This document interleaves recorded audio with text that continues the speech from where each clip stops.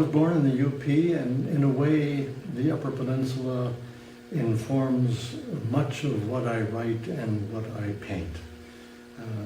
The forests, the waters, the beaches, the trees, the sunlight. I find the air in summertime in the Upper Peninsula just as clear as the famed air of Italy or Greece. Another quality here, and it shows up in my paintings too, is that I'm the son of Greek immigrants, and so I grew up in a way with the history of Greece. In show and tell at elementary schools, I'd bring pictures of the Parthenon and things like that. I am also very proud of my Greek heritage as a consequence, but it shows up in some of my paintings. For example, I have a painting that includes, two paintings actually, that includes parts of the verse of the national Greek poet Konstantin Prokos. Both poetry and painting, and ever since high school, around the age of 16, my reason for being, I guess, I don't want to get too lofty there, but well, I thought of myself as wanting to be a poet, and I have pursued that ever since. In the late 80s, of course, I added the art, and that has to do with the fact that I had an older brother, now deceased, who taught at the Art Institute in Chicago, and he was famous, if not infamous, in his high school years with his peers for his behavior as an artist. He was talented and displayed it early. He was a few years ahead of me, and when I came along, and the teacher said to my father one time at a teacher's conference, "Kon can draw very well." And he said, "I have an artist already, so give him a book." Unfortunately, I was a very slow reader because I savored the language, and so poetry became the obvious outlet for me. Unlike most artists, I was not precocious, and like Robert Frost, I didn't publish my first poem until I was in my 40s, and it was a real thrill then.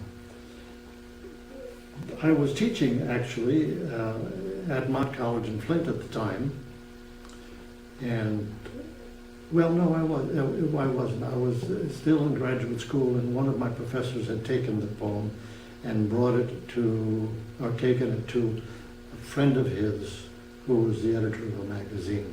And the poem about Henry James appeared in that magazine several years later when I was teaching in Flint at Mott College. We had a wonderful art department there, and I became friends with all the members of the art department. I bought some of their art. And when I saw retirement coming, I thought, well, here's the opportunity that I need to learn about art.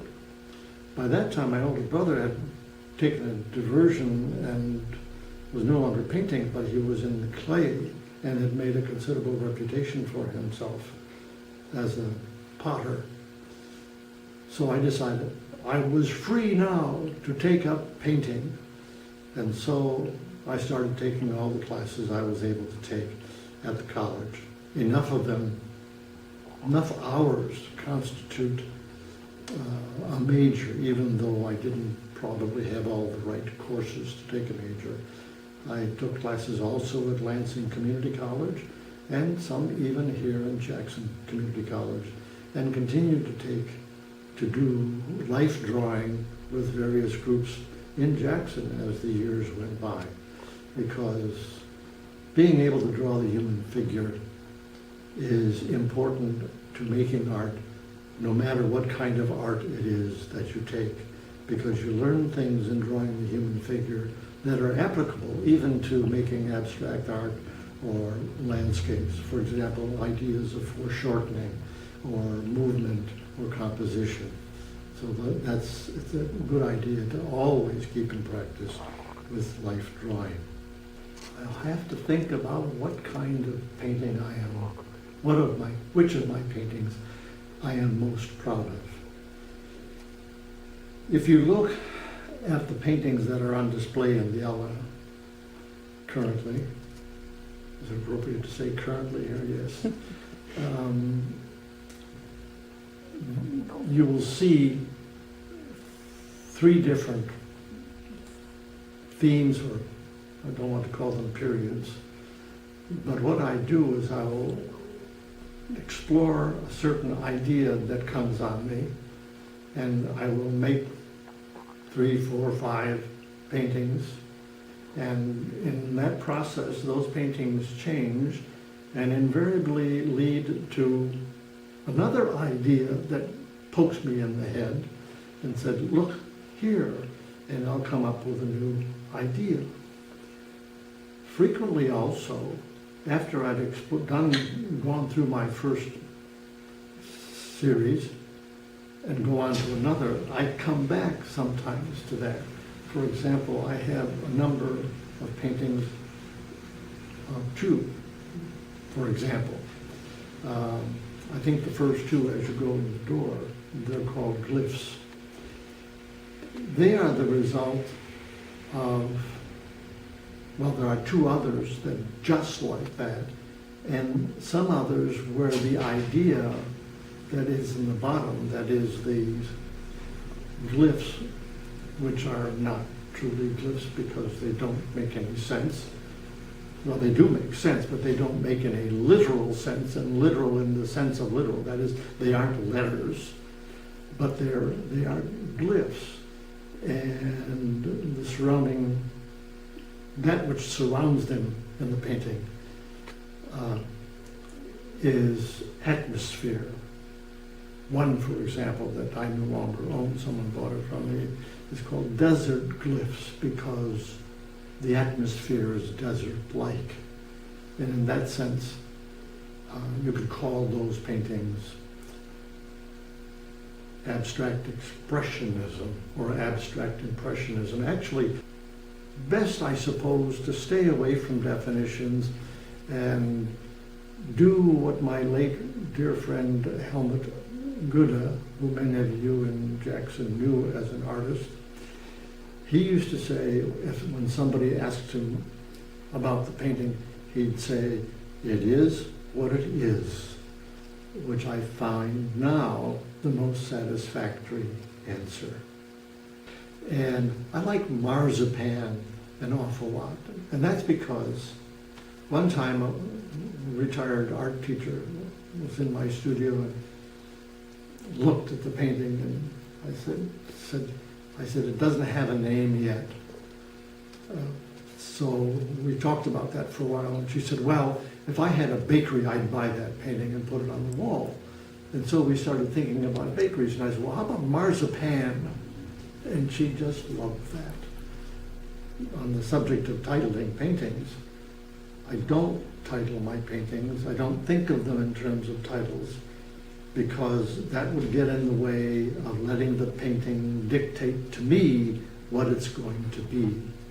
But my wife insists that viewers who look at a painting want some help, and so I provide what little help I can.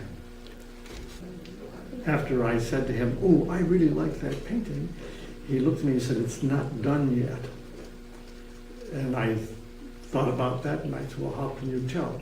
And he said, "You just can." Well, I've lived with that for a long time. And even as a painter who had become independent and I had my own studio, I had someone look at the painting of mine and say, "It's not done yet." I think sometimes that's a subjective response on the part of the viewer. But most of the time,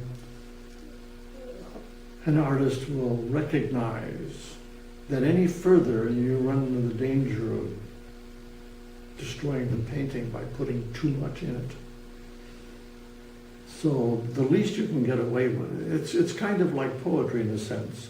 Poetry is saying as much as you can in as few words as possible. And that's sort of the way I feel about art. Don't put too much in there to knowing for certain. It's a feeling that comes perhaps with time and experience. Because it's the experience that is important. Well, we always can learn and build on other people.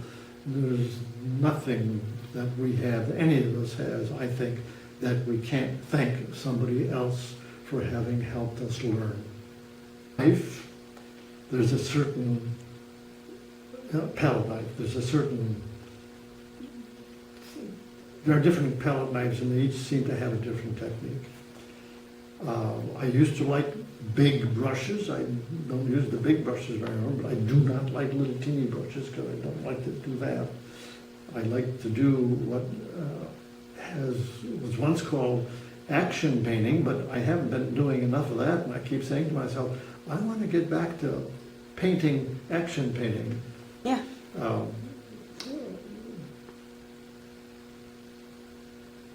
Franz Klein is one. That whole, the New York school from 1940 to 1970. Mark Rothko, who I mentioned earlier, is a wonderful painter. That the items that I buy, the kind of art that I like a lot and own, prints, because I took a print class once and said, I don't want to do that anymore because it's very complicated, it's a long process, and you don't get instant results. It's very different. But I appreciate the result, and I look at them and I say, I like that. Before I started painting, I spent a lot of time in the museums, Milwaukee and Chicago, and other cities in Europe. One of the most wonderful experiences I ever had was in a museum in Budapest, Hungary, which I'll tell you about later. It was fascinating. And the more you look, the more you internalize, because what you need to do as an artist is internalize all the things that you are learning. And it takes time to do that. So don't expect to, at 17, all of a sudden get all kinds of recognition and make all kinds of money. It's not going to happen. Well, maybe it will.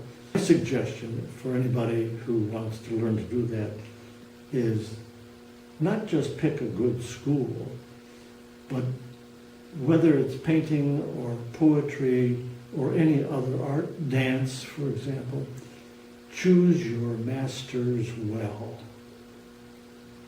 My masters in poetry, for example, were T.S. Eliot and Wallace Stevens. The masters in painting for me have been mostly Mark Rothko. And Juan Miro, who seems to hint at being in that last painting, grid number 5. Try to make the process free-flowing, because if I aim for something, will be what I'm starting, it doesn't work. And the process begins with making my own stretchers. I get to smell the wood that's in the stretchers. I get to decide what the shape is going to be, that is, its format. And that's a major difference. I started one just recently with the format, and I didn't adjust my putting the paint on, and so I have to solve that problem. That's another thing my older brother used to say to me all the time, art is problem solving. And in a way, it often is. And with that, I want to say thank you for taking the time to listen to me, and also, more importantly, thank you for the opportunity to show my paintings in this wonderful little gallery.